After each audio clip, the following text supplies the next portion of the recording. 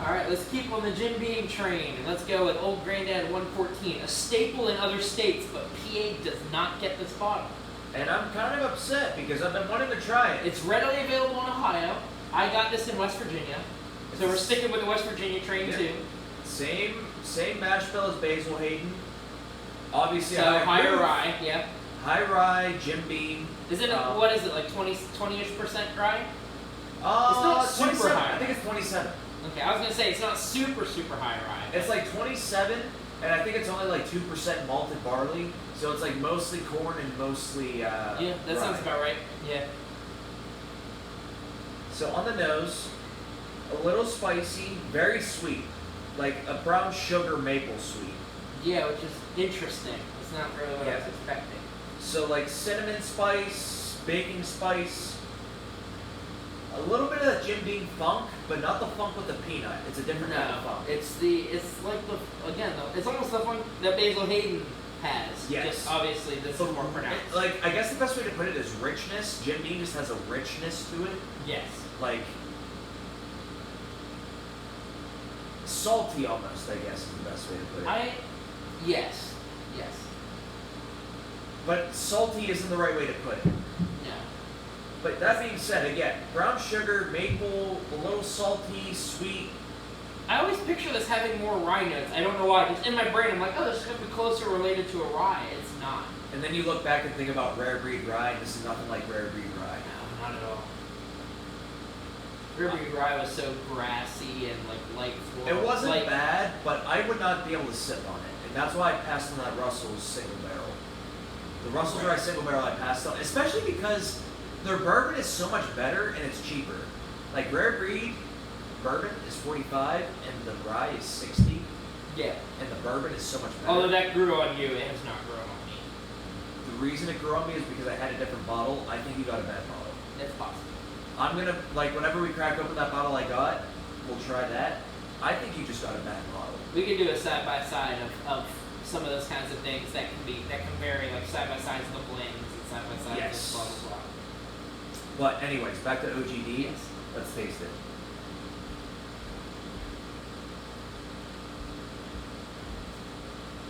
Whoa. Spicy. Very. There's the rye influence. The rye influence has a ton of cinnamon, and this is bitey, but I like the bite. I do too. You want to know what this reminds me of? This reminds me whenever I tried that fighting cock when I was like 9 years old, and it felt like sparks were going down my throat whenever I took a sip of it. This is the first time I've had that feeling since I started drinking whiskey. Literally, this is going to be the maybe weirdest description I've ever come up with. That bite tastes like a train braking. The sparks, the squeal, the heat. Yeah, it's aggressive. Yeah, like I never thought that would be a connection I'm making here, but yeah. And I have to say too, this is just as hot as Old Granddad Bonded. Same amount of heat, but and this so is 14, much more flavor. Yeah, 14 proof points higher though. Yes, this has so much more flavor. So what I'm hearing is this mash bill, when they water it down, you lose flavor. You're not losing heat until you get to a certain point, and then you get and age it a little more. Then you get Basil Hayden, where you kind of vanilla and sweet flavors. But you lose a lot of flavor to begin with. It's regular Basil Hayden's not flavorful. Yeah, whenever you water it down to 80 proof, yeah, you lose a lot. But yes. But this, I really fucking like this. I love the heat, and usually I don't like heat, but it's because there's so much maple, brown sugar, and peanut to back up the heat, and cinnamon spice, and like cardamom, and like it's nothing but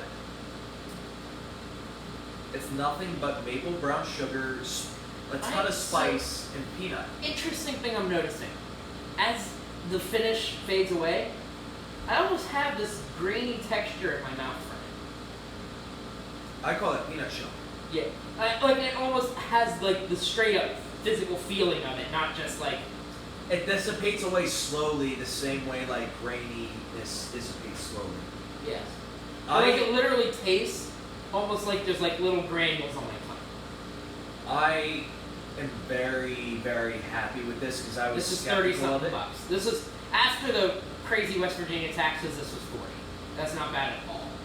I wish this was a regular in PA. If it were, it would be in the 30-ish mark like it is in Ohio. Because I think that Old Granddad Bonded is a fantastic cocktail bourbon. Agreed. It makes really good cocktails, and that's why I think this is very easy. That's actually why I have it around still. Well, that and I don't drink it straight, so I don't kill the bottle. It's best to put it on a Big Rock. That was what I tasted it with, and it brings out a ton of vanilla. Yes. I really do like it on a Big Rock. But this is also similar to Old Overholt in that the Bonded is way better in a cocktail, and people rave about the 114. I wasn't huge on it, but I feel like I need to give the 114 another shot. So I tried it again, and it shifted a tiny bit more toward what you were describing for me. The Robitussin flavor. Not Robitussin, but like those kinds of cherry berry notes. It didn't taste cough medicine-y to me at all, but it sort of shifted that way where those flavors became more pronounced to me. Right. If that makes sense. It didn't get more of that quality, but the flavor turned the knob up one notch. You may have gone to tasted what I didn't like and why the palate didn't line up, because I was a little curious about that, because I do like Jim Beam's rye products, but I did not like Old Overholt 114. Yeah. I like Old Overholt Bonded, especially in cocktails, but 114 tastes like and Robitussin. that's something we obviously can revisit at any time. Yeah. I'm not blowing through that bottle. And that being said, do you have Old Overholt 100? Yes. I'd like to do an Old Overholt and Old Granddad comparison. We could. Of like the Bonded and 114. I honestly think we should grab the regular too, just for kicks. To compare it on a rock or something. I will split the price with you because I do not want a bottle of it. I don't want a whole bottle of it. That's fair. Well, Ryan already has the Overholt regular. Okay. So you and I would just have to split an Old Granddad regular. Which is like $20. Which if we did that too, we could do the tasting and then each of us could probably kill half the bottle in a night. Just do Fifth and a Friend one night. But anyway, let's wrap this up real quick. I really like this. So 1 to 10. Where do you put it? This is a 6. I think so. This is way above. This is definitely above a 5, but it's by no means my favorite, and I think that it's. And it's not meant to be. Yeah. No one's gonna say what's your favorite whiskey of all time, and hear Old Granddad 114 as a response from anyone who's into bourbon. But if anyone asks, oh, what's your favorite $30 one? I can easily see this being in there. This is because this is. I would have this on a shelf. If you break it down to a cheaper price point, people will pay this, and people do pay this. Yes. Because I can't say anything bad about it except that it's just so aggressive. It's a turnoff in a lot of ways that I would pick other things over it. Right. But there's also times where you want that. I will easily see myself wanting this in the future because, again, this is the first whiskey that gave me that sparky feeling with the first whiskey I ever tasted. And I really like that. I'm telling you, this bottle is a train hitting the brakes. It is. Yeah. It's Jim Beam hitting the brakes on a train. Yeah. Let's throw our whiskey on train tracks and then hit a train brakes on top of the tracks. And that's what you get with this. Let's make that a flavor, guys.